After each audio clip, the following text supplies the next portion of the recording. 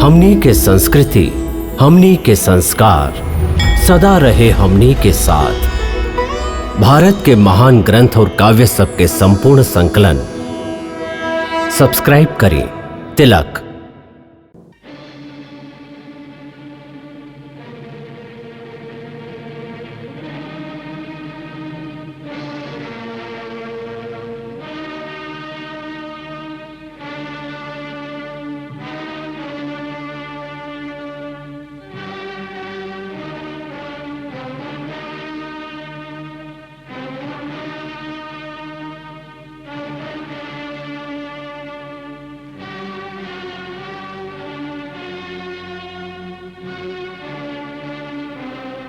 वानर, कौन हो तुम और क्या संदेश लेकर आए हो?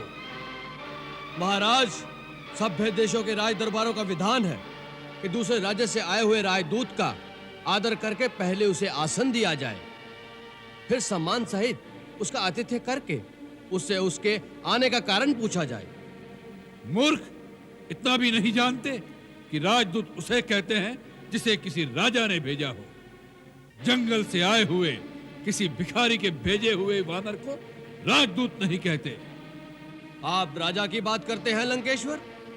मैं जिनका दूत हूं वो तो राजाओं के भी राजा हैं। राजेश्वर हैं। वो केवल इस भूमि खंड के ही नहीं वरन तीनों लोकों के स्वामी हैं। देवताओं, वेदों और विधि के भी वही नायक हैं। मैं उन्हीं त्रिलोकेश्वर का, श्री राम का राजदूत हूं। वह हरि है, हर है या ब्रह्मा है? कौन है वह? तुम इतने बड़े बड़े वार्तालाप जिसके लिए सुना रहे हो, उस तुम्हारे राम की वास्तविकता केवल इतनी ही है कि वह एक भटकता हुआ वनवासी है जिसे अपने राज्य से भी निकाल दिया गया है। बताओ, उस भिखारी ने क्या संदेश देकर भेजा है तुम्हें? महाराज रावण, आपने मेरे स्वामी राजेश्वर श्री राम का अपमान किया है, इसलिए मुझे नियमानुसार इस सभा से चला जाना चाहिए। राजदूत का सम्मान उसके राजा का सम्मान होता है, इसलिए राजदूत का प्रथम कर्तव्य है कि वो अपने सम्मान की रक्षा करे, क्योंकि मेरे अपमान का अर्थ होगा मेरे स्वामी राजेश्वर श्री राम का अपमान। इसलिए मेरे लिए अब दो ही रास्ते हैं। पहला तो ये कि जहां मुझे सम्मान पूर्वक आसन नहीं दिया गया मैं उस सभा से ही चला जाऊं, परंतु जो मैं संदेश लाया हूं वो इतना महत्वपूर्ण है कि उस पर लंका निवासियों और सारी राक्षस जाति का जीवन और मरण निर्भर है। इसलिए मेरे लिए दूसरा रास्ता यही है कि मैं इस सभा में अपने लिए एक राज्योचित आसन स्वयं ही निर्माण कर लूं, जिस पर सम्मान पूर्वक बैठकर मैं अपने राजा का संदेश आप तक पहुंचा सकूं। जय श्री राम।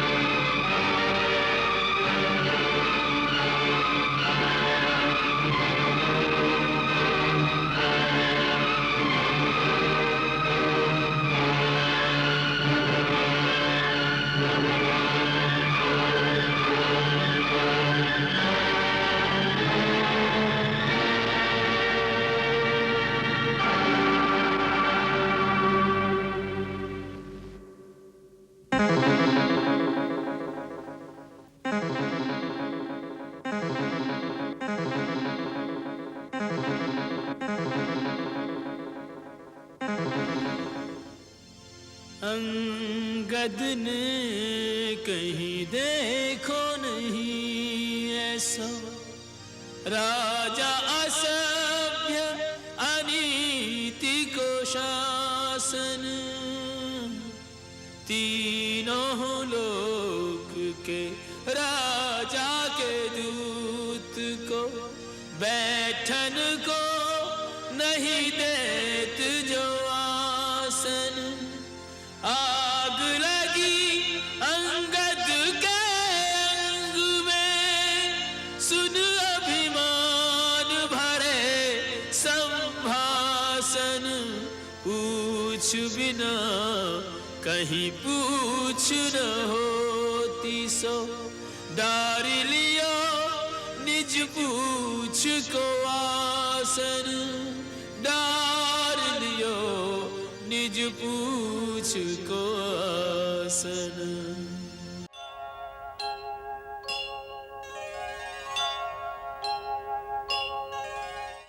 मैं आपके हित के लिए आपको यही परामर्श देने आया हूं कि यही एक ऐसा क्षण है जब आप चाहें तो श्री राम से क्षमा मांगकर उनकी शरण में चले जाएं।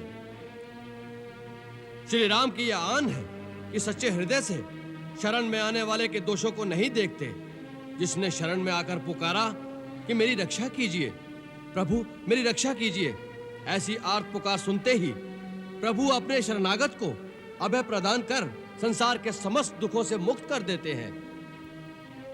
उनके बाणों में तीनों लोगों को एक साथ भस्म कर देने की शक्ति होते हुए भी वो एक सच्चे वीर की भांति दया को नहीं छोड़ते। इसलिए आप मेरी मानिए, इसी समय गले में कुल्हाड़ी डालकर और दांतों में तिनका दबाकर अपने समस्त कुटुंबियों के साथ श्री राम की शरण में जाकर माता जानकी को बड़े आदर के साथ उनके पति को लौटा दें। श्री राम ऐसे उदार और कृपालु हैं कि आपके क्षमा शब्द कहने से पहले ही वो आपको क्षमा कर देंगे। अच्छा, हमारे क्षमा मांगने पर वे हमें क्षमा कर देंगे, इस बात का तुम हमें विश्वास दिलाते हो? हम सीता को लेकर अपने कुटुंब सहित दांतों में तिनके दबाए उनसे क्षमा मांगने के लिए इतनी दूर उनके शिविर तक जाएं और वे हमें क्षमा न करें और बंदी बना ले तो सारा जग हम पर हंसेगा। इस बात का विश्वास हमें कैसे हो? महाराज रावण, प्रभु पर विश्वास रखना ही पड़ता है। जिसे प्रभु पर पूर्ण विश्वास नहीं होता उसे प्रभु की प्राप्ति कभी नहीं हो सकती। आपको आश्वस्त करने के लिए मैं इतना बता दूं कि जब वानर सेना ने सुसज्जित होकर लंका को चारों ओर से घेर लिया और सब लंका पर धावा बोलने के लिए श्री राम प्रभु की आज्ञा की प्रतीक्षा कर रहे थे, तो उस समय उन करुणा के सागर ने मुझे बुलाकर स्वयं कहा कि जाओ, रावण से जाकर कहो कि मैं युद्ध की ज्वाला में लंका की निर्दोष प्रजा की आहुति नहीं देना चाहता। यदि वो जानकी को पूरे सम्मान के साथ मेरे हवाले कर दे तो मैं अभी उसे क्षमा कर दूंगा और लंका से वापस चला जाऊंगा। मैं शांति चाहता हूं। तुम मेरे शांति दूत बनकर महाराज रावण के पास जाओ।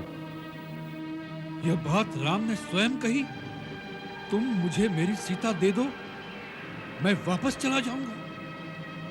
मैं युद्ध नहीं करूंगा, मुझे शांति चाहिए। जी महाराज, उन्होंने स्वयं कहा था।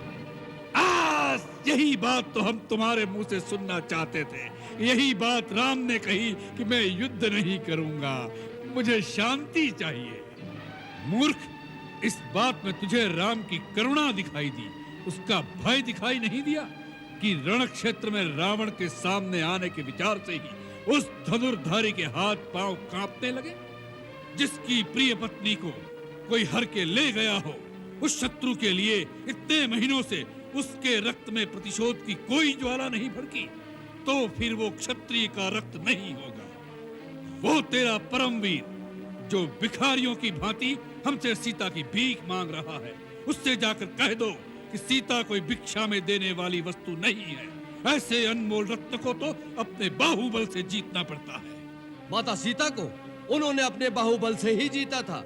महाराज, शायद आप भूल गए कि वो शिव धनुष जिसे श्री राम प्रभु ने तिनके की भांति उठाकर तोड़ दिया था, उसी धनुष पर अपने बाहुबल की परीक्षा करने कभी आप भी गए थे और सुना है वो आपसे उठाया भी नहीं गया था।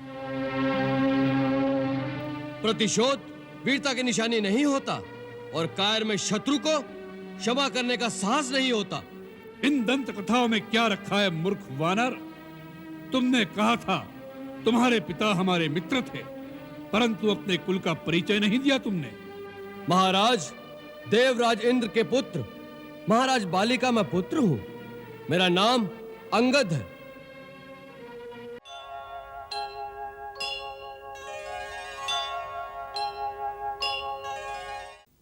लंकेश्वर विश्वकर्मा द्वारा रचित विशाल स्वर्ण लंका दहन करके जाने वाला वो वानर वानर नहीं था, एक प्रलय थी, भीषण झंझावात था, विनाश का साक्षात स्वरूप था, जो लंका को विध्वंस करके चला गया। यह स्पष्ट संकेत है कि शत्रु प्रबल है। हमें सावधान हो जाना चाहिए। लंकेश कभी असावधान नहीं रहता। असावधानी केवल इतनी हो गई कि उस मायावी मरकट को हमने जीवित छोड़ दिया। आप मंत्री गणों की राय पर। उसमें विशेष मंत्रणा राजा विभीषण जी की थी महाराज, क्योंकि विभीषण जी अपना घर जो बचाना चाहते थे। आप तो ऐसा कह रहे हैं जैसे विभीषण पहले से जानता था कि हनुमान लंका में ऐसा उत्पात मचाएगा। महाराज, विभीषण जी आपके भाई हैं, उनके विरुद्ध कुछ कहा तो नहीं जा सकता, परंतु विचारनी बात यह है महाराज कि महाराज का महल, युवराज इंद्रजीत का भवन, मंत्रीगण प्रहस्त, अकंपन, राक्षस, कुंभ, महामंत्री महापाश, सबकी विशाल अट्टालिकाएं अग्नि की लपटों से विध्वंस हो गई और विभीषण जी के मकान पर आज तक नहीं आई।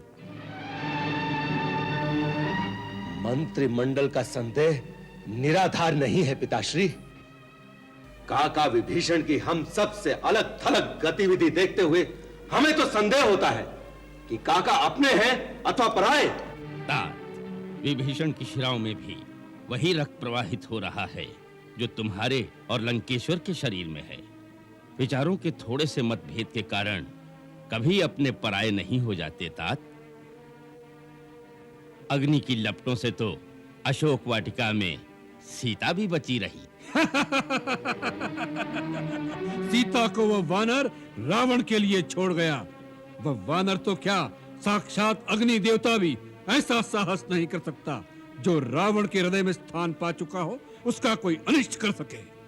साक्षात अग्निदेव भी इससे अधिक और क्या विनाश कर सकते थे महाराज।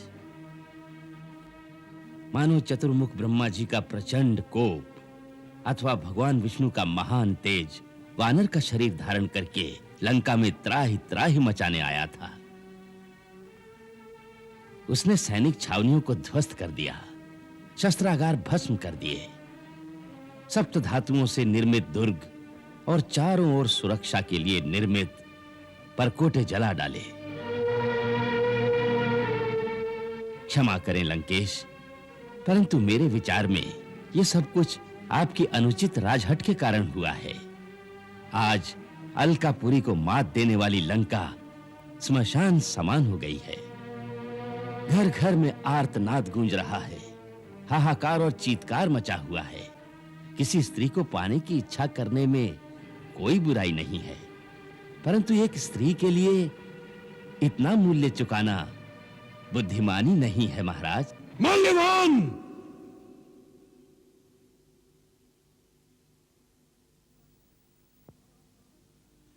आप हमारे नाना हैं, हम आपका आदर करते हैं। इसका यह अर्थ नहीं कि आप राज्यसभा के अनुशासन और शिष्टाचार का उल्लंघन करें।